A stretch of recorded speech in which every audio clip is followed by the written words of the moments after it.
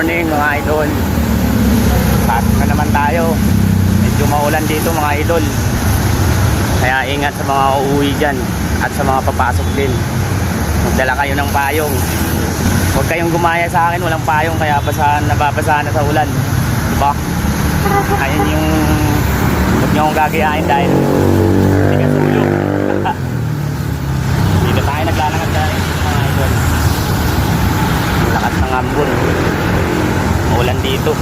May bagyo kasi tayo mga idol. Bagyong Trising ba pangalan nun? Kaya ingat tayo palagi mga idol. Kasi may bagyo tayo ngayon. Lalo na sa mga papasok dyan. Ingat talaga. Kaya God bless sa atin lahat.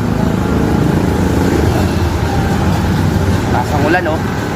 Hindi tayo naglalakad. Buti nga may pasok pa kami mga idol. Pero aywan ko lang sa mga